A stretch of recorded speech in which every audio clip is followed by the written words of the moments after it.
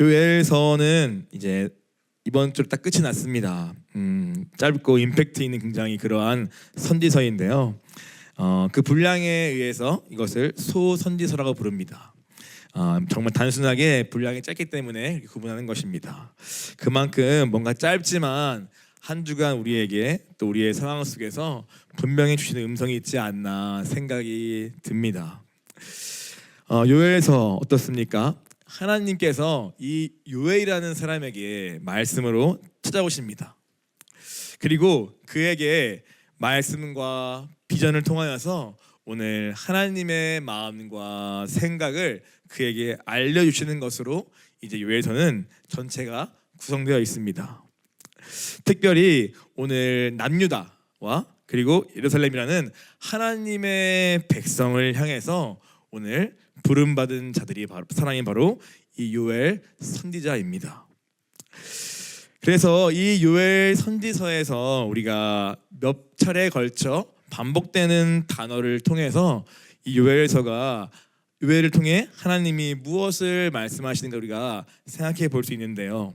바로 그 중요한 키워드 하나가 바로 여호와의 날입니다. 다섯 번 이상이 나오는데 이 짧은 성경 속에서 오늘 하나님은 이 요엘에게 여호와의 날을 선포하게 하심으로써 오늘 그 여호와의 날 앞에 경고를 먼저 받을 것을 이스라엘 백성에게 말씀하십니다. 여호와의 날은 무엇입니까? 여호와의 날은 이중적 의미가 있습니다. 누군가에게는 그것이 구원을 얻는 날이기도 함과 동시에 또 누군가에게는 심판의 날입니다. 왜냐하면 그날에는 하나님이 임재하여서 하나님이 역사 가운데 들어오셔서 오늘 그분의 일을 행하시는 그 날을 여호와의 날이라고 부르기 때문입니다. 그 여호와의 날을 오늘 요엘서는 대부분 심판의 날에 가까운 메시지로 선포하고 있습니다. 특별히 오늘 요엘서 1장 4절에 쓰여 있죠. 무엇입니까? 메뚜기, 느치, 황충 이러한 표현을 쓰면서 오늘 이 메뚜기 떼가 한번 휩쓸면은 다 남지 않고 다 쓸어버리고 압도적인 파괴와 황폐함밖에 남지 않는 그 메뚜기의 재앙을 통하여서 앞으로 다가올 여호와의 날은 이것과는 비교할 수 없는 그러한 크고 두렵고 떨리고 압도적인 파괴가 있는 그러한 심판의 날로서 오늘 너희에게 임박할 것이다 라고 말씀하시는 것이 요엘서의 1장 2장의 내용입니다. 그래서 이것을 뭐라 합니까? 어린아이부터 어른에 이르기까지 그리고 농부에서부터 대제사장에 이르기까지 온 백성에게 이것을 반드시 듣게 하고 알게 하고 그 후대까지 전하라는 그 명령을 받은 선지자가 바로 이 요엘이요 그것을 쓴 것이 바로 요엘서입니다. 그래서 이 여호와의 날, 즉 심판의 날, 그들이 그 당시 경험했던 메뚜기 떼의 재앙도 정말 끔찍했는데 오늘 그것과는 또 다른 차원의 전 우주적인 차원에서의 하나님의 심판의 재앙이 반드시 임할 것을 요엘에게 말씀하시고 보여주시면서 오늘 이 요엘서는 시작하고 있는 것입니다. 왜 이렇게 하나님께서 이렇게 크고 무섭고 두려운 마지막 여호와 날에 임할 재앙을 요엘에게 선포하시면서 오늘 하나님은 무엇을 이것을 듣는 자들에게 원하시는 것일까 했을 때 다 알다시피 그것은 바로 회개를 촉구하기 위함입니다. 회개를 요청하고 그에 맞는 회개의 행동을 할 것을 오늘 기대하시면서 하나님은 이 요엘에게 이 말씀을 선포하게 하시는 것입니다. 지금이라도 이제라도 그래서 이런 말이 나옵니다. 이제라도 지금이라도 회개하여 다시 여호와께로 말씀으로 돌아오라. 아까 우리 집사님 기도하신 것처럼 이전까지 어찌 상관없이 지금이라도 오늘이라도 이 순간이라도 오늘 이 말씀을 듣고 오늘 너희 마음을 돌이켜 내게로 돌아올 것을 요청하시는 것이 바로 요엘서인 것입니다. 다만 특별한 것은 무엇입니까? 오늘 다른 선지자는 너 이런 죄 이런 죄를 쭉 나열해가지고 오늘 회개를 촉구했다면은 이 외에서는 약간 극단적으로 오늘 너 회개 없으면 마지막 때에 이러한 심판을 맞게 될 것이라는 약간의 충격요법을 사용해서 오늘 이 회개를 촉구하는 것이 조금은 특별한 점이 합니다만은 동일하게 지금이라도 이제라도 오늘 돌아오라 이 메시지가 바로 요엘서의 가장 중요한 메시지입니다. 그래서 요엘서는요 1장 1절부터 2장 11절까지가 한 파트입니다. 그것은 무엇입니까? 바로 하나님의 심판에 대한 얘기예요. 그리고 2장 18절부터 끝까지는 무엇입니까? 하나님의 구원에 대한 이야기입니다. 한마디로 3장밖에 안 되는 요엘서에는 하나님의 심판과 또 하나님의 구원의 약속이 함께 담겨있는 책입니다. 그 가운데 우리가 오늘 읽은 본문이 있는 것입니다. 2장 12절부터 17절까지의 말씀, 그 사이에 딱 껴있는 말씀이 바로 무엇입니까? 바로 회개에 대한 말씀인 것입니다. 심판에 대한 경고와 구원에 대한 약속. 오늘 한마디로 이 구원의 약속을 얻기 위해서 오늘 심판을 피하기 위해서 우리에게 무엇이 필요한가? 바로 이 회개다라고 요엘서는 심플하게 그 구조에서 말씀하고 있는 것이고 오늘 그 가운데 말씀을 오늘 꽉 뽑아가지고 오늘 지금 우리에게 하시는 음성이 있지 않은가라고 오늘 생각해 보게 되었습니다. 회개는 무엇입니까? 많이 들었죠, 그렇죠? 회개는 한마디로 말하면은 돌이키다입니다. 그죠? 돌아가다, 돌이키다가 바로 회개의 뜻입니다. 악한 길에서, 즉 내 욕심과 내 원함대로 죄를 따라 육체를 따라 세상을 따라가던 그 죄와 사망의 길에서 돌이켜 다시 어디로요? 말씀의 길로, 하나님의 길로 돌이키는 것이 바로 회개입니다.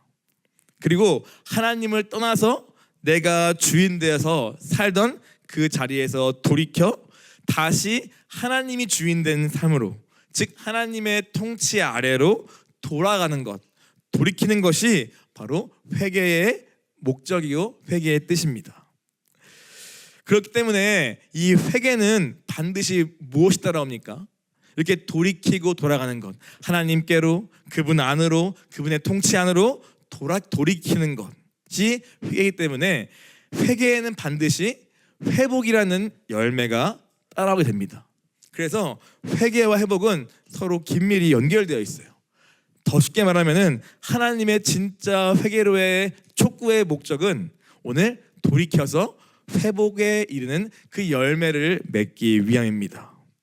단순히 나 이거 잘못했습니다, 이게 죄라는 고백이 회개가 아니라 그것은 회개의 초창기 단계 시작에 불과하고 진짜 회개는 무엇이냐면 우리 한 명 한 명이 죄, 즉 막힌 담을 버려버리고 오늘 주님과 1대1의 관계를 회복하여서 오늘 내가 그분 안에 거하고 그분의 영이 내 안에 거하게 되는, 그래서 그분과 함께 살며 동행하는 그러한 회복이 바로 진짜 회개의 목적이요 열매인 것입니다.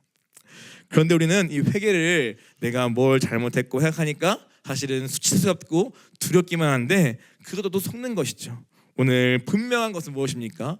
오늘 돌이켜라, 돌아라는 것은 오늘 내 안에 들어와 진짜 열매를 맺는 삶을 살자라는 말이 오늘 회개에 담겨 있는 것입니다.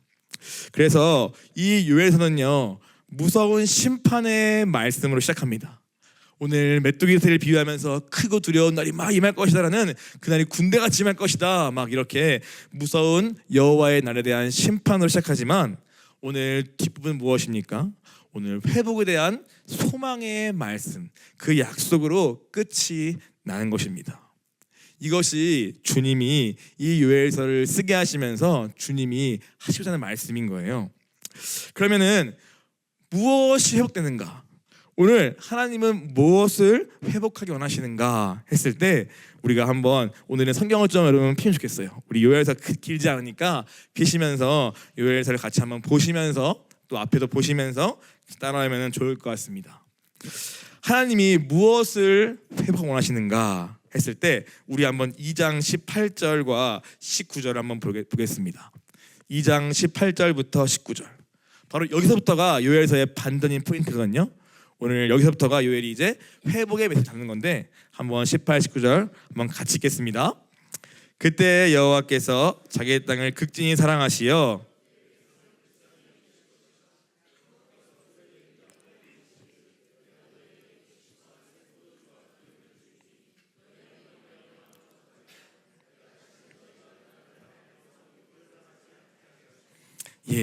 오늘 여기서부터가 요엘서의 딱 반대거든요. 그래서 회복의 말씀이 들어오는데 무엇입니까?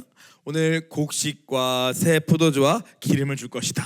또 그 다음에 21절 22절에는 보니까 오늘 땅이여 두려워하지 말라, 오늘 들짐승이라 두려워하지 말라 하면서 오늘 그 회복이 오늘 땅과 오늘 들짐승에게까지도 갈 것이다 하면서 오늘 열매를 맺을 것이고 다시 또 그 땅이 싹이 날 것이다. 이러한 회복의 말씀이 오늘 땅과 짐승까지 간다고 말씀하십니다. 또 그 다음 20절 무엇입니까? 오늘 자녀들아 기뻐하라 즐거워하라. 왜냐? 오늘 이른 비를 주실 것이고 때를 따라 늦은 비를 주실 것이다. 그로 말미암아 너희의 밀이 가득하고 너희의 톡에는 새로운 열매로 맺은 포도주와 기름이 넘칠 것이다. 이러한 회복의 약속이 요엘서의 바로 이 부분부터 시작됩니다. 한마디로 육적인 풍요와 부도 오늘 주님이 따라온다고 말씀하시면서 그것을 할 수 있는 이른 비와 늦은 비를 내가 적당히 알맞게 주어서 황폐해진 메뚜기 떼를 황폐해진 그 땅에 다시 무화과 나무와 포도 열매가 맺게 할 것이다 라는 주님의 회복의 약속입니다. 이것을 한마디로 뭐라고 합니까? 27절에 보니까 그런즉 내가 이스라엘 가운데에 있어 하나님 여호와가 되고 다른 이가 없는 줄을 너희가 알 것이라 말씀합니다. 즉 하나님의 한마디로 뭡니까? 이 모든 것이 하나님의 임재 회복인 것입니다. 내가 이스라엘 가운데에 있을 것이다. 그리고 3장 끝에는 오늘 내가 다시 시온산에 너희와 함께 거할 것이다 말씀하시면서 죄로 인하여 하나님이 거할 수 없고 하나님이 떠날 수 없던 그 자리에 오늘 주님이 다시 오늘 거하시며 거기에 임재하시며 그 주님과의 회복을 통하여 너희의 모든 소출과 열매와 밭과 땅과 들짐승과 곳곳에 오늘 이른 비와 늦은 비를 주어 회복해 할 것이라고 주님이 말씀하시는 것입니다. 이것이 하나님의 임재의 회복에 대한 약속이 요엘서의 2장 뒷부분부터 나와 있습니다. 또 끝입니까? 더 중요한 본질이 있죠. 무엇입니까? 요엘서 2장 28절부터 29절 말씀 우리 한번 잘 아는 말씀인데요. 같이 한번 우리 크게 읽어보겠습니다. 28절부터 29절 말씀 그럼 다 같이 읽겠습니다. 그 후에 내가 내 영을 만민에게 부어주리니 너희 자녀들이 장래일을 말할 것이며 너희 늙은이는 꿈을 꾸며 젊은이 이상을 볼 것이며 그때 내가 또 내 영을 남녀 여종에게 부어줄 것이며. 여러분 잘 아는 말씀이죠, 그렇죠? 무엇입니까? 오늘 주님이 무엇을 지금 말씀하십니까? 바로 오늘 성령을 부어줄 것을 약속하시는 것입니다. 오늘 이 무서운 심판이 있고 그리고 가운데 뭔가 아직 말하지 않은 뭔가가 지금 남아있고 그 이후에 있을 그 일들이 무엇이냐? 오늘 임재 회복뿐만 아니라 무엇보다 이 성령을 주실 것을 주님이 말씀하시는 것입니다. 내가 늙은이부터 어린아이부터 젊은이에 이르기까지 또 남종과 여종에 이르기까지 남녀노소 신분 상관없이 오늘 내가 반드시 너에게 이 성령을 약속하리라. 내 영이 너희 안에 거하리라 라고 주님이 이 요엘서에서 처음 이 약속을 선포하신 것입니다. 바로 이 2장 18절부터 29절까지 이 말씀이 바로 핵심적인 여호와께서 회복한다는 말씀에 대한 내용이 담겨 있는 거예요. 이 말씀들이요 우리가 읽을 때 어떻습니까? 한글말로는 다 미래형이에요. 할 것이다, 넘치리로다, 줄 것이다, 부어줄 것이다. 다 미래에 있을 얘기입니다. 그런데 히브리어 원어에는요 전부 다 과거형입니다. 무슨 뜻일까요? 이미 하나님은 이 회복의 약속은 하나님 마음에는 이미 내가 준비했고 이미 내가 주시기로 작정한 것입니다. 이 약속은 우리가 읽을 때는 미래형이어서 뭔가 조건 같고 느껴지지만 하나님은 이미 오늘 우리에게 줄 것을 다 준비하시고 오늘 작정하시며 오늘 우리에게 이 말씀을 주고 계시는 것입니다. 우리가 요엘서를 볼 때 먼저 봐야 할 게 바로 이 하나님의 마음에 대한 것입니다. 무조건 회개하고 마음을 찢고 그 전에요, 오늘 이 요엘서에 담겨있는 하나님의 진짜 우리를 향한 그 사랑의 호소와 마음을 먼저 우리가 알아야 됩니다. 하나님은 너무너무 우리에게 주고 싶으신 게 있으십니다. 오늘 앞에 본 것처럼 이 땅의 육적인 그러한 소출과 열매와 기름과 새 포도주의 그러한 회복뿐만 아니라요, 근본적으로 가장 좋은 선물인 성령을 우리 모두에게 너무너무 보고 싶으신 거예요. 이것이 주님 우리를 향한 오래전부터의 약속이었고 성경에는 가장 좋은 선물이라고 표현된 바로 그 성령, 그 성령을 오늘 우리에게 부어주고 싶으시다고, 내가 이미 준비했다고, 내가 작정했다고 오늘 주님이 요엘서에게 우리에게 한 번 더 말씀하시는 것 같습니다. 그래서 이 요엘서는 이 호세아서와 또 아모스에 껴있거든요. 오늘 그 자체가 오늘 하나님의 마음을 너무너무 보고 싶은 거예요. 오늘 호세아와 같이 오늘 하나님의 그 막 애끓는 사랑과 오늘 아모스와 같이 오늘 죄에 대한 하나님의 분노와 그 심판의 메시지가 그 사이에 있는 요엘서는요, 오늘 이 하나님의 마음, 이 죄를 얼마나 미워하시는가, 그러나 오늘 그 죄만 버리면 내가 너에게 이런 걸 준비했다고 하시는 그 주님의 그 마음이 오늘 여기에 함께 누고 있는 것입니다.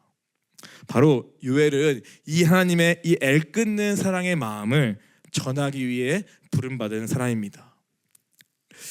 그래서 오늘 요엘서는요, 겉으로는 진노요 심판이에요, 그렇죠?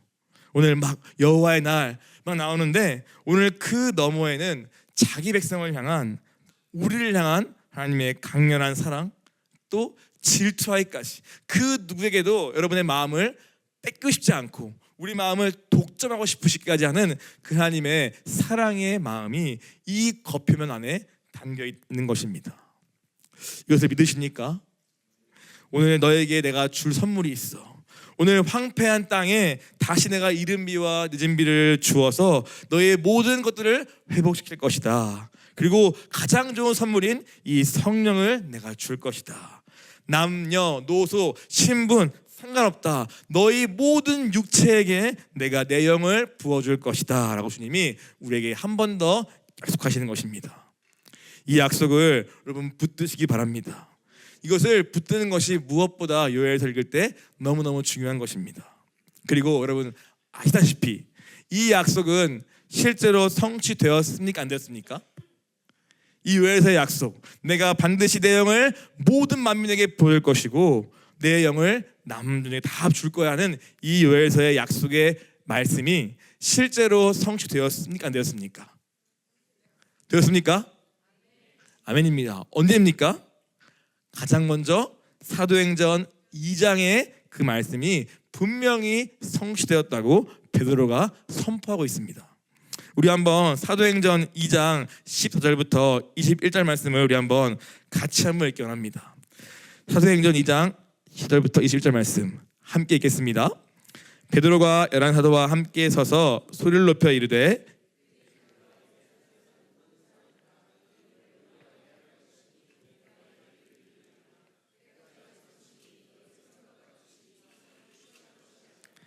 이는 곧 선지자 요엘을 통하여 말씀하신 것이니 일렀으되 하나님이 말씀하시기를 말세에 내가 내 영을 모든 육체에 부어주리니 너의 자녀들은 예언할 것이요 너의 젊은이들은 환상을 보고 너희 들은 꿈을 꾸리라.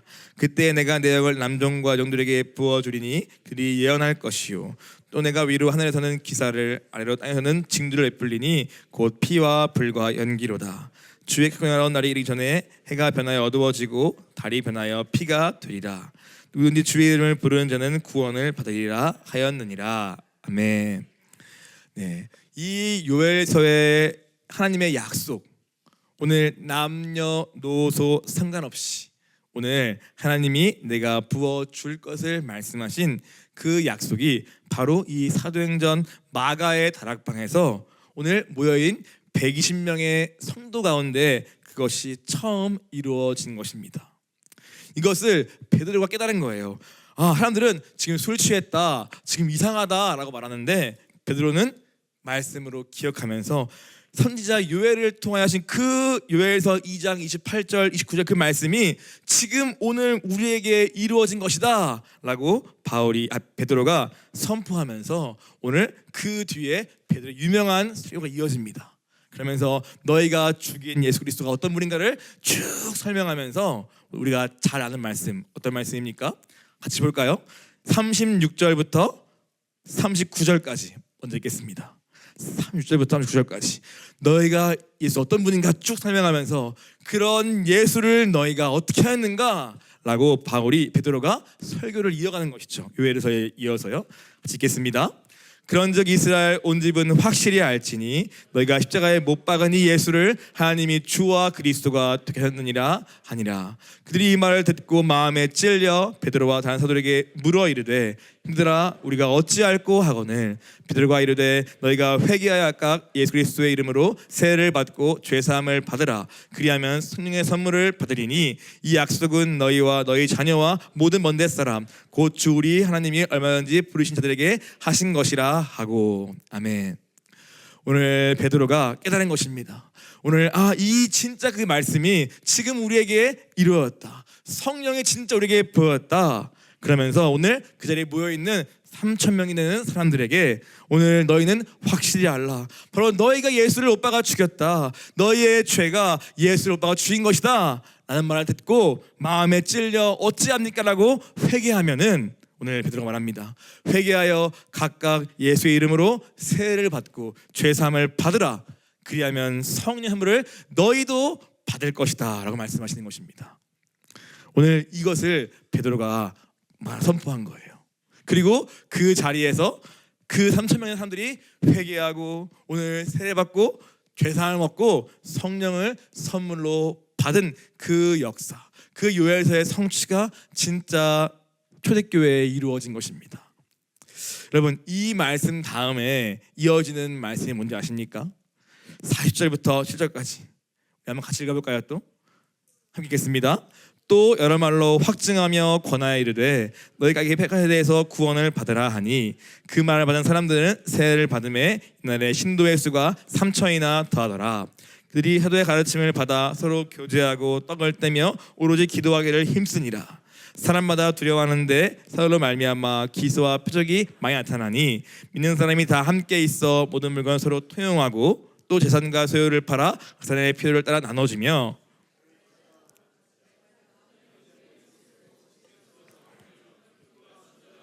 음식을 먹고 하나님을 찬미하며 또 온 백성에게 칭송을 받으니 주께서 구원받는 사람을 날마다 더하게 하시니라. 아멘.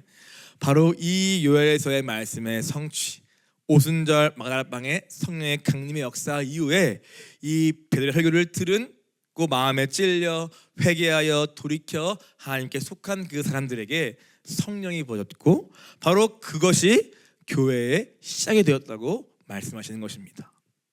바로 이 요엘서 말씀의 성취가요 초대교회의 시작이 되었어요. 그래서 모든 사람이 우리가 진짜 꿈꾸는 그 공동체, 그 교회가 바로 여기서부터 시작된 것입니다. 그렇다면은 오늘 우리에게 하나님께서 이 짧지만 이 요엘서를 주시는 하나님의 마음은 뭘까? 이러한 생각을 해보게 됩니다. 이 당시에 이 말씀이 진짜로 그들 모임 가운데 이루어진 것이 초대교회의 시작이었다면 오늘 주님 우리에게도 이 말씀을 주시는 목적은 눈에 보이는 교회와 사람들의 모임인 교회로서가 아니라 진짜 이 시대에 진짜 교회와 진짜 공동체를 이루라는 주님의 마음이 있는 것 아닐까 생각이 드는 것입니다. 오늘 우리에게도 이 교회에 몸은 있고 행동은 있고 종교 생활이 될지 몰라도 진짜 이 요엘서의 말씀의 성취가 오늘 우리 한 명 한 명에게 다 이루어져서 그들이 모인 그 자체가 교회가 되어서 시키지 않아도 떡을 떼고 교제하고 나누어주고 모이기를 힘쓰며 자기의 전부를 들여 교회를 세웠던 그 공동체, 그 찐 공동체를 오늘 우리 더비교회에도 주님이 주고 싶으신 거 아닌가 생각이 드는 것입니다. 그런데 그것은 사람의 힘이 되지 않고 또 이 육체로는 불가능하기 때문에 오늘 먼저 이 성령을 받을 것을, 그것을 줄 것을 우리에게 약속으로 오랫동안 우리에게 선포하고 계시는 것 같습니다. 내가 이 더비교회에 성령을 부어주기 원한다. 내가 너희를 통하여 이 땅의 진짜 교회, 진짜 공동체를 나타내기 원한다. 내가 그걸 통하여 온 땅, 온 열방에 복음을 증거할 하나님의 증인으로서 이 교회를 쓰고 싶다. 오늘 이것은 그냥 제 말이 아니라 오래 전부터 오늘 신목사님을 통하여 또 경민사를 통하여 하나님 직접 우리에게 주시는 하나님의 마음에 대한 이야기입니다. 그것이 저도 설교 준비하면서 요엘서 보다 보니까 요엘서 이 말씀이 오늘 우리에게 이러한 마음을 주시는 거 아닐까 생각을 저도 하면서 그렇구나. 하나님은 처음부터 우리에게 진짜 교회가 되게 하셨구나.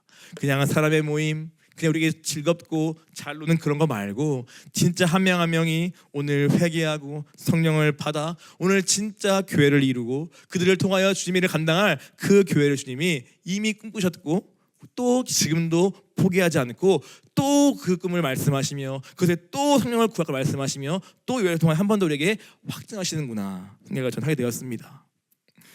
우리 먼저 이 하나님의 마음을 이 요엘서 가운데 읽을 수 있기를 원합니다. 그리고 그 당시에 남유다나 예루살렘이 아니라 지금 오늘 우리를 향한 하나님의 말씀이요 약속이요 그 마음으로 받기를 무엇보다 먼저 간절히 소원합니다. 주님 그렇게 일하여 주시옵소서. 아멘. 여기까지가 이제 좋은 얘기죠, 그렇죠? 우리가 말하고 있는 회복에 대한 약속, 회복에 대한 말씀, 성령을 줄 것에 대한 말씀, 임재의 회복에 대한 말씀. 이 말씀이 요엘서의 후반부입니다. 그런데 오늘 제가 뽑은 말씀은 그 사이에 있는 요엘서 12장부터 17장까지의 말씀입니다. 바로 무엇입니까? 이 모든 하나님의 회복의 약속을 우리가 누리기 위해 오늘 우리에게 한 가지 하나님 앞에 해야 할 것이 있음을 요엘서는 분명히 우리에게 말씀하는 것입니다. 요엘서 2장 18절 말씀을 우리 한번 같이 읽겠습니다. 요엘서 2장 18절입니다. 읽겠습니다. 그때 여호와께서 자기의 땅을 극진히 사랑하시어 그의 백성을 불쌍히 여기실 것이라. 아멘. 바로 요전부터가 요엘서의 반전이거든요. 반전, 터닝 포인트인데 여기서 그럼 핵심은 뭡니까? 그때 먼저 봐야 할 것은 그때에 대체 어느 때길래 하나님이 그때부터 여호와께서 그 마음을 돌이키사 자기 땅을 사랑하셔서 우리를 불쌍히사 그 이후에 나오는 모든 곡식과 세포도주와 기름과 성령의 이르기까지 그 모든 회복을 말씀하시는가 했을 때 그때가 중요하겠죠. 그때는 무엇입니까? 바로 그 앞에 나오는 오늘 본문이죠. 12절부터 17절까지 바로 온 백성이 전심으로 회개하며 하나님께 돌아갈 그때를 말하는 것입니다. 그때 오늘 회개할 때 오늘 이 회복의 약속을 오늘 나의 것으로 우리 교회의 것으로 경험하고 누릴 수 있다 말씀하시는 것입니다. 그래서 그때를 기점으로 오늘 요엘서는 완전한 회복을 선포하시며 이미 과거에 된 것처럼 말씀하시는 것입니다. 이것이죠. 회개만이 뭐다? 살 길이다. 회개, 곧 주님께 마음을 돌이키는 것만이 이 앞에 나오는 그 무서운 여호와의 날에 구원 얻는 길이요. 그뿐 아니라 그저 심판을 피하는 것이 전부가 아니라 오늘 하나님과의 온전한 회복을 통하여 성령을 받아 오늘 하나님의 사명을 감당하는 그 삶을 사는 것이 진짜 오늘 하나님이 너희를 향한 나의 목적이요 회개의 진짜 목적임을 말씀하시며 지금이라도 이제라도 나와 돌이켜라 라고 말씀하시는 것이 바로 오늘 요엘서를 통해 전하고 싶은 가장 중요한 주제입니다. 이것을 스킵하고 성령 주세요 해가지고 받는 경우는 없습니다. 내 마음을 꽉 닫아놓고 부르짖고 외치고 힘을 써고 의지를 들여서라도 해서 된다면 너무 쉽겠죠. 그러나 오늘 하나님은 이 좋은 약속을 말씀하시며 딱 한 가지 말씀하시는 것이죠. 무엇이냐? 회개하자. 우리 돌아가자. 우리 주님께 돌아가자라고 말씀하시는 것입니다. 그것이 12절부터 17절까지의 나온 내용입니다. 오늘은 이 본문을 가지고 요엘에서 말하고 있는 회개의 특징이 무엇인가를 잠깐 보면서 오늘 그 말씀 속에서 나에게 하시는 주님의 회개의 요청이 무엇인가 발견하고 그것을 순종하는 것이 오늘 이 여점 설교의 가장 큰 목적인 것 같습니다. 우리 한번 2장 12절부터 17절 우리 한 번 더 같이 오늘 본문 읽겠습니다. 12절부터 17절입니다. 함께 읽겠습니다. 여호와의 말씀에 너희는 이제라도 금식하고 울며 애통하고 마음을 다하여 내게로 돌아오라 하셨나니 너희는 옷을 찢지 말고 마음을 찢고 다음 여호와께로 돌아올지어다.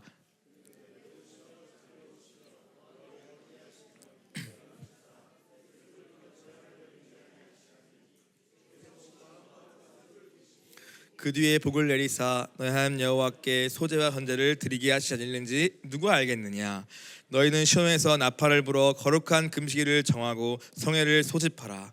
백성을 모아 그 모임을 거룩하게 하고 장로들을 모으며 어린이와 젖먹는 자를 모으며 신랑을 그 방에서 나오게 하며 신부들 방에서 나오게 하고 여호와 흉내 대장들은 낭실거전 사이에서 울며 이르기를 여호와여 주의 백성을 불쌍히 여기소서.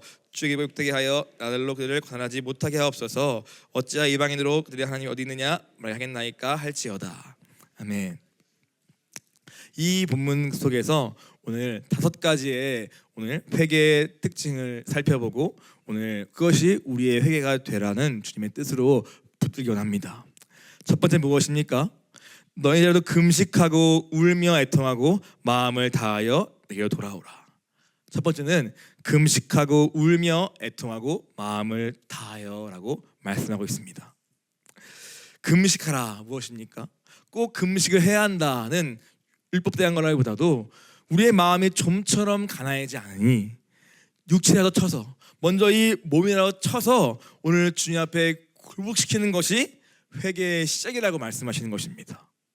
그리고 오늘 적당히 대충 시중만 내지 말고 마음을 다하라고 하죠. 오늘 전심으로 마음을 다하여 오늘 주님을 찾고 구할 것을 먼저 말씀합니다. 이 마음에서부터 가슴을 치는 죄에 대한 애통이 나오기까지 이 좀처럼 깨지 않는 이 단단한 마음을 붙들고 오늘 안 되면은 몸이라도 쳐서 육체라도 쳐서 금식을 해서 이 자리 나가서라도 오늘 앉아서 있을 거기서부터라도 오늘 회개를 시작함으로 오늘 마음을 다하고 이 마음에서 가슴을 치는 그 애통 나오기까지 계속 부르짖고 구할 것을 요엘서는 우리에게 말씀하고 있습니다. 두 번째 무엇입니까? 두 번째는 마음을 찢으라 말씀합니다. 옷을 찢지 말고 마음을 찢고 너희 하나님 여호와께로 돌아올지어다 말씀합니다. 이것은 무슨 말입니까? 오늘 가짜 회개에 대한 책망입니다. 겉으로 하는 회개, 사람 앞에 잘 보이기 위해 하는 회개, 내 어떠한 목적을 이루기 위해서 다른 동기를 가지고 신용 많은 회개 다 받지 않는다. 나는 너희의 마음을 찢는 회개를 받고 싶다.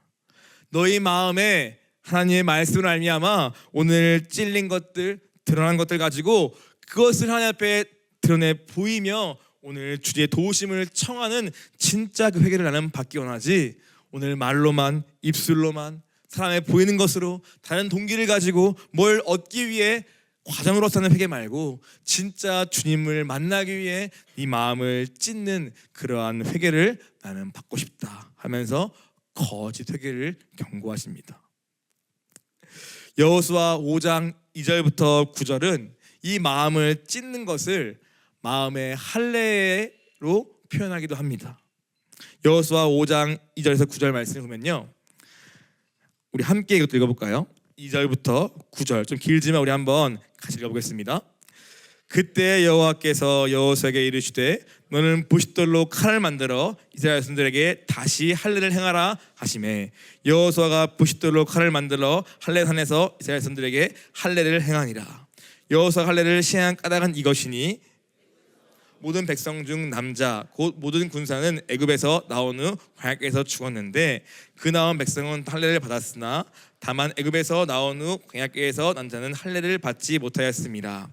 이스라엘 선들이 여호와의 음성을 청종하지 아니하므로 여호와께서 그들에게 대하여 맹세하사 그의 조상들에게 맹세하여 우리에게 주리라고 하신 땅 곧 젖과 꿀이 흐르는 땅을 그들이 보지 못하게 하시매 그에서 나온 족속 곧 그들이 다 멸절하기까지 40년 동안을 광야에서 헤매었더니 그들의 대를 잇게 하신 자손에게 여호수아가 할례를 행하였으니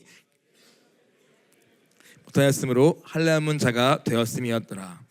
또 그 모든 백성에게 할례하기를 마침에 백성이 진중 각 처수의 월매 낫기를 기다릴 때에 여호와께서 여호수아에게 이르시되 내가 오늘 애굽에서 죄를 너에게 떴다 하셨으므로 그 이름 오늘까지 길갈이라 하느니라.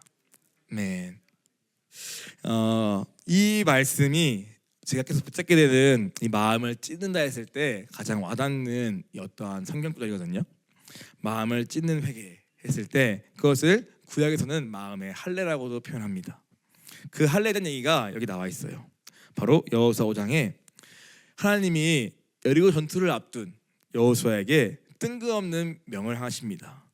전쟁 준비를 하라, 군사훈련을 해라, 칼을 차라가 아니라 오늘 여호수아에게 너는 부싯돌로 칼을 만들어 오늘 너희 백성에게 할례를 행하라 라고 말씀하십니다.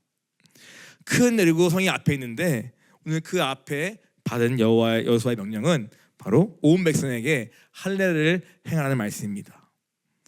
할례를 하면 어떻습니까?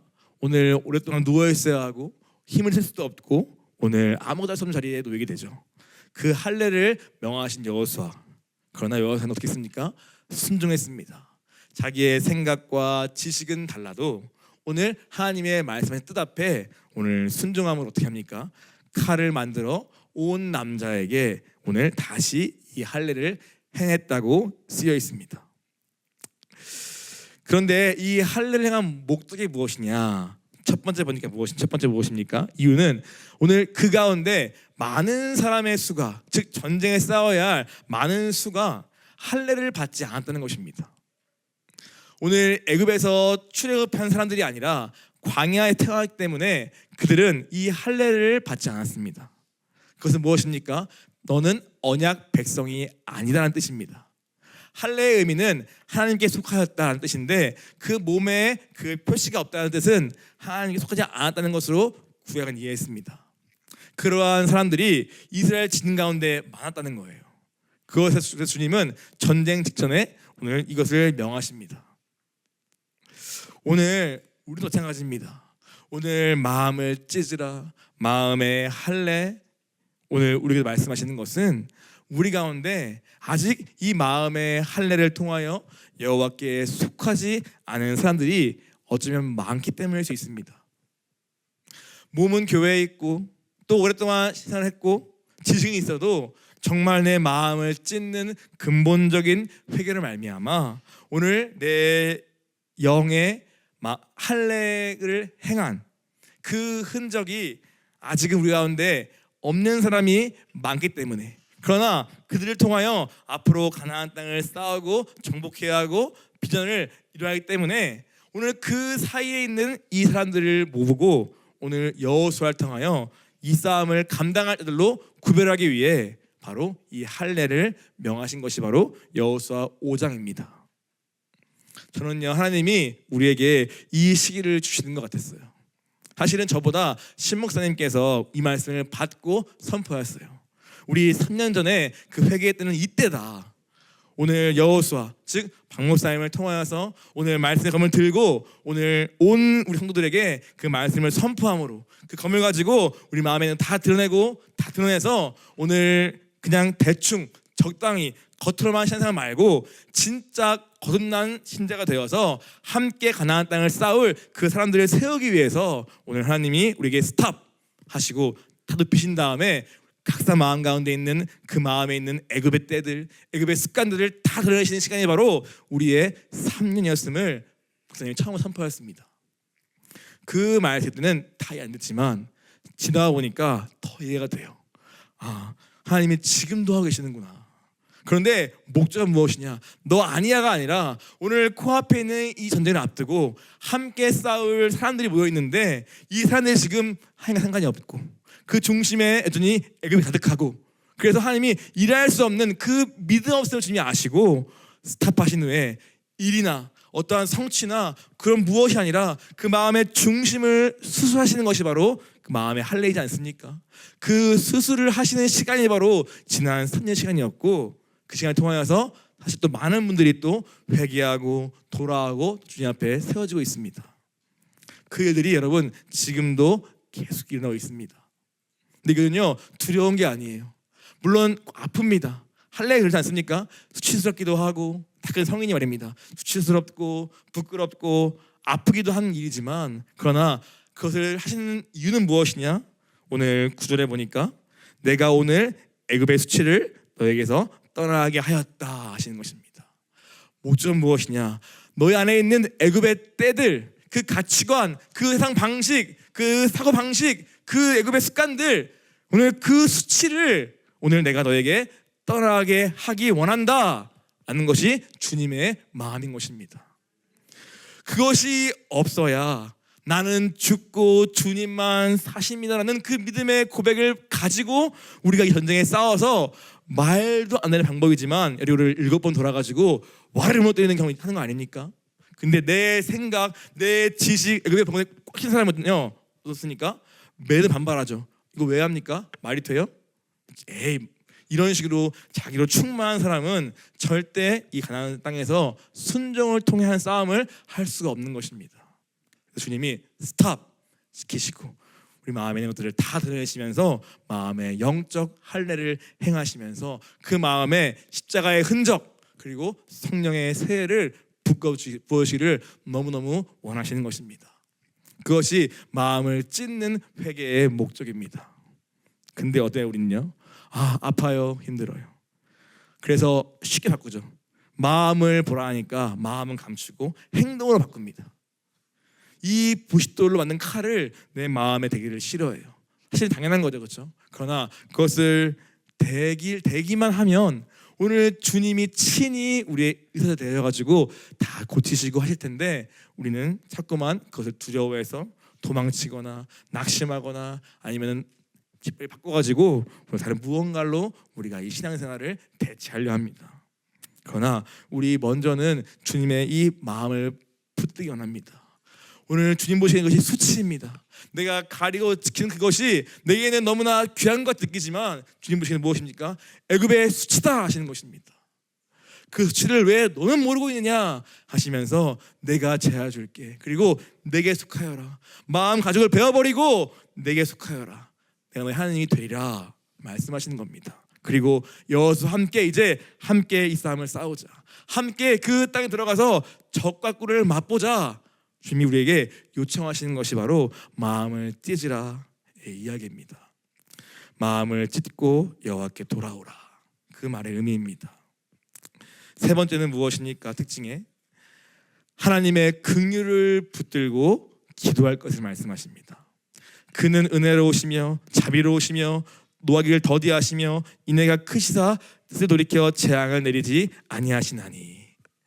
은혜로우시며 자비로우시며 노하기 더디하시며 인애가 크신 이 하나님의 성품은요 한마디로 우리가 헤세드라고 부릅니다.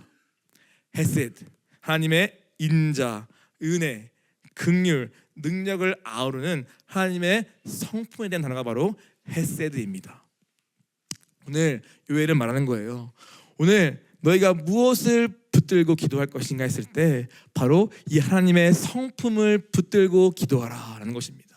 주님 나를 불쌍해달라고 기도하는 것입니다. 오늘 주님의 그 자비로우심과 오늘 은혜로우심과 그 긍휼하심을 내가 붙들고 오늘 나를 불쌍해달라고.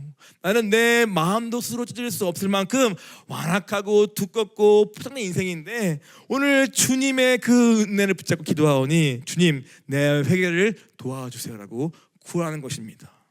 그럼 주님이 혹시 망한 것을 돌이키시고 보호를 어떻게 알겠느냐 말씀하는 것이죠.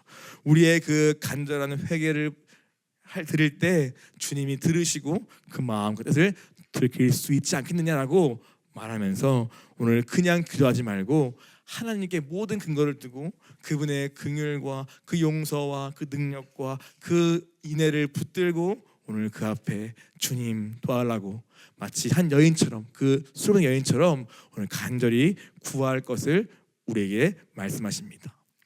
이것이 요엘서의 회개의 세 번째 특징입니다. 네 번째는 무엇입니까?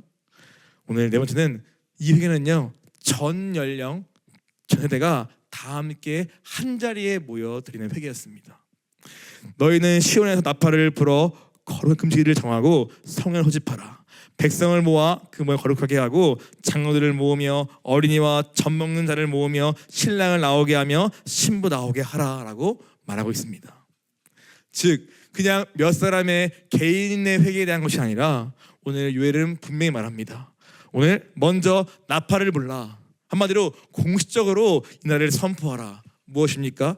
금식하며 성회로 모여서 회개할 날을 선포할 것을 나팔로 외치라 말합니다. 그리고 그 자리에는 누가 오냐? 오늘 장로도 올 뿐 아니라 오늘 어린이도 오고 심지어 젖 먹는 자까지도 오라 말합니다. 그리고 한창 즐거울 신랑과 신부도 다 나와서 이날은 온 민족의 회개의 날, 성회의 날, 공동체의 회개의 날이니 오늘 다 모여서 함께 우리 기도하자고 말하는 것입니다. 오늘 하나님 우리에게 이 회개를 원하시는 것 같습니다.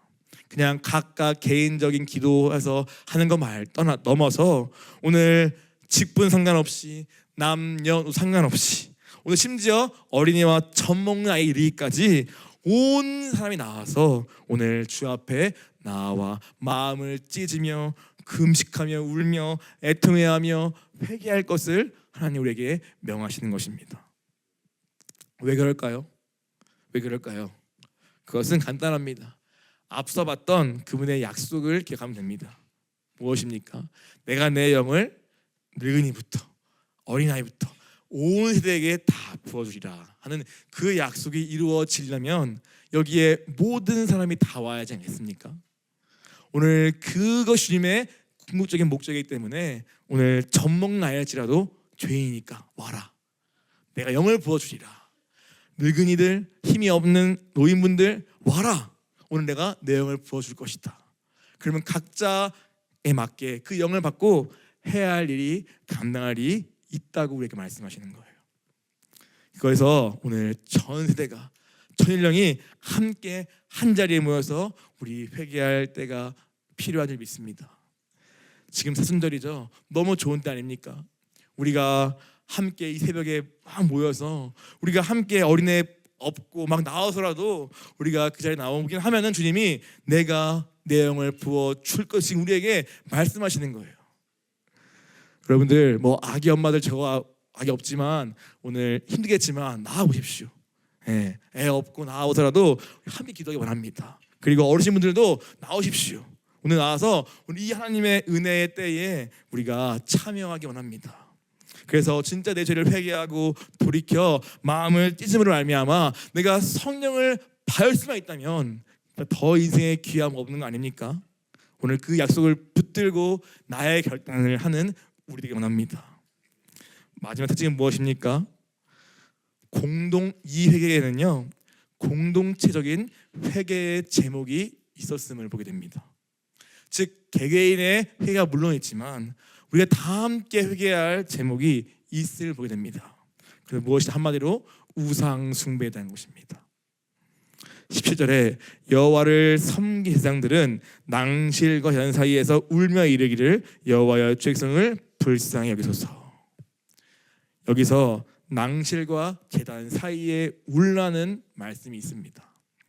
낭실은 무엇이냐면 솔로몬이 건축한 성전 동쪽의 출입구라고 합니다. 제단은 그 성전 뜰에 있는 번제단이라고 해요.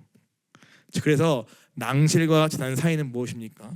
오늘 이 성전 출입구와 그 번제단 사이에 있는 어떠한 공간을 말하는데 이거에서 올라가는 것이 무슨 의미인가 찾아보니까 여기는 과거의 우상 숭배의 장소였습니다.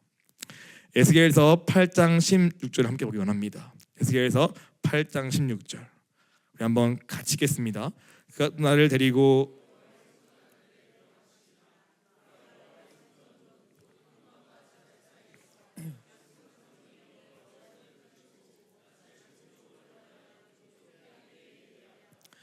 네, 에스겔서 8장은 전체가 뭐냐면요, 하나님이 에스겔을 데리고 올라가세요. 그래서 환상을 보여주십니다. 뭐냐면요, 성전 안에서 행해지는 우상 숭배의 모습을 구석구석 보여주십니다. 총 4가지의 우상 숭배의 현장을 에스겔에게 보여주세요. 한쪽은 뭐 북쪽문, 한쪽은 어디 뭐 뜰, 한쪽은 담 뒤에 다 보여주십니다. 첫 번째 우상은 뭐였냐면요, 성전 안에 북쪽을 향한 문에 한번 가라하세요. 가보니 거기에 뭐였냐면요, 질투의 우상의 자리가 있다고 쓰여 있어요. 질투를 일으키게 하는 그 우상의 자리가 성전 안에 있는 거예요. 그 자리에 사람들이 모여서 예배하고 분야하고 있습니다. 그 우상 이름이 질투의 우상을 하나님이 먼저 보여주십니다. 그리고 또 데려가셔가지고 더 큰 거 보여줄게 하시면서 성전 담 뒤를 허물어봐 하니까 거기에는 각종 곤충, 가증한 짐승과 온갖 우상을 다 그린 그림들이 그려져 있고 그 앞에 장로 70명이 제사 드리는 모습을 보여주십니다.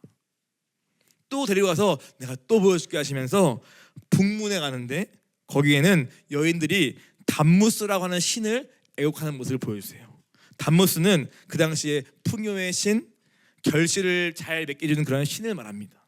그 신에게 애곡하면서 전하는 모습을 보여주십니다. 그리고 마지막에 보여주신 것이 바로 이 낭실과 제단 사이에 가서 그 사이에 그 말씀처럼 여호와를 등지고 오늘 태양신을 향하여 절하고 있는 26명의 그러한 우상 숭배를 보여주십니다. 오늘 이 내용이 에스겔서 8장에 쓰여 있더라고요. 사실 처음 봤고 사실은요, 되게 무서웠어요. 이게 지금 성전 안에 이루어지고 있는 우상 숭배 현장이라고 보여주시는 건데 너무 무서운 거예요. 지금 이게 우리라고 다른가 들기도 하고, 또 이 말씀을 기반으로 하여서 오늘 요엘은 공동체 전체, 즉 우리 공동체가 함께 회개할 제목이 있다고 많이 느꼈습니다. 그건 뭐냐? 바로 우상 숭배입니다.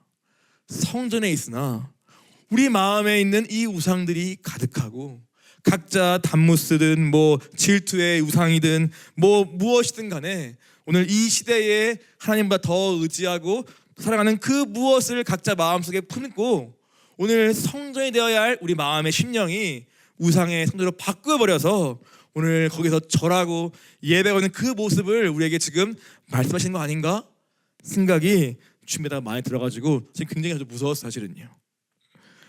어쩌면 하나님이 우리에게 이렇게 모여서 정회가 모여서 마음을 찢고 긍휼을 구하는 그 회개의 제목은 무엇보다 우리의 안에 있는 우상 아닌가 생각을 하게 되었습니다. 아시다시피 요엘서에는 정확히 무엇을 회개할지를 나오지 않습니다. 그러나 오늘 이 본문 속에서 저는 개인적으로 오늘 우리에게 각자의 우상이 무엇인가 주님 앞에 고백하고 그것을 주님 앞에 버리고 마음을 찢는 회개를 하라고 말씀하시는 것 같습니다. 지난주에도 고린도서 10장 말씀을 통하여서 오늘 광야의 실패 원인 가운데 첫 번째가 바로 우상 숭배였듯이 오늘 우리 가운데도 각자만의 것이 쾌락이든 돈이든 권력이든 명예든 무엇이든 간에 오늘 하나님이 아닌 것으로 내 마음을 든든하게 해주고 오늘 내가 더 의지하게 되고 오늘 심지어 내 힘을 가지고 살아 부르는 나의 삶의 방식도 주님 보시기엔 다 우상 숭배와 다름이 없습니다. 내게 주신 것에 감사할 줄 모르는 그 마음의 탐심도 성경은 우상 숭배라 말하며 오늘 그로부터 시작하는 시기와 질투의 역사가 우리 가운데 있는 거 아닌가 생각을 해보게 되면서 오늘 우리의 심령이 바로 어쩌면 주님 보시기에 진짜 회개해야 할 정말 찢고 버려야 할 우상 숭배의 터가 된 것은 아닌가 생각을 준비하면서 하게 되었습니다. 마음을 찢으라. 오늘 내 안에 충만한 것, 자기 사랑, 자기 중심, 세상 사랑, 탐욕과 탐심 이것을 찢지 않고는 우리는 절대 이 한 약속을 누릴 수 없습니다. 이 마음에 내가 칼을 대지를 않고는 오늘 주님이 약속하신 이 회복과 이 성령의 충만함과 그 영광스러움을 나의 것으로 이 땅 가운데 맛볼 수는 없습니다. 그러나 오늘 말씀하시는 것이죠. 그러나 이제라도 지금이라도 너희가 금식하며 애통해하며 마음을 찢고 내게로 돌아오면 그때에 내가 나의 사랑으로 인하여 너희를 내가 용서할 것이고 너에게 회복할 것이고 너에게 새롭게 할 것이라는 그 약속, 내가 내 영을 부어주려는 그 약속이 우리에게 함께 지금 선포되고 있는 것입니다. 여러분 어떻게 하시겠습니까? 오늘 이 회개 요청 앞에 오늘 주님이 지금 내게 말씀을 그냥 붙들고 오늘 이 5가지를 붙잡고 오늘 주님 앞에 나가시겠습니까? 그래서 그분의 약속인 새 영과 새함을 받고 우리 굳은 마음을 제하고 부드러운 마음으로 바뀌어서 오늘 주님이 이 교회를 통해 그 영광스러운 그 일에 내가 믿음으로 함께 참여하시겠습니까? 오늘 그렇게 되는 저와 여러분에게 간절히 소원합니다. 우리 마지막으로 에스겔서 36장 26절부터 28절 말씀을 보고 같이 나누려고 합니다. 함께 같이 읽기 원합니다. 또 새 영을 너희 속에 두고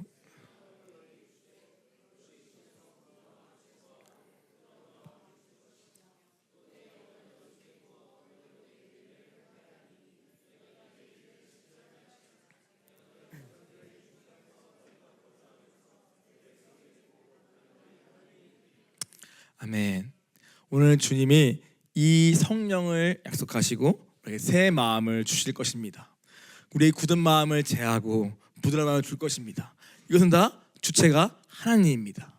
내가 찢고 내가 막 다 해야 하는 것이 아니라 나는 주님 앞에 결단하며 마음의 칼을 대기만 하면 오늘 주님이 친히 우리의 마음을 수술하시며 고치시며 찢으시며 그분의 새 마음으로 바꾸어 주신다고 말씀하시는 것입니다.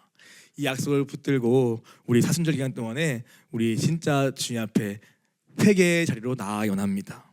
금식하며 울며 마음을 찢으며 긍휼을 붙들고 구하며 그리고 온 일량이 다 함께 모여 기도하며 오늘 무엇보다 우리의 우상에 대한 숭배 이것을 주님 앞에 고백하며 회개하는 그러한 사순절 기간이 되기를 간절히 구하고 그리고 부활절과 함께 주님의 성령의 역사가 그 세례가 우리 마음 가운데 물붓듯 부어지기를 간절히 소원합니다.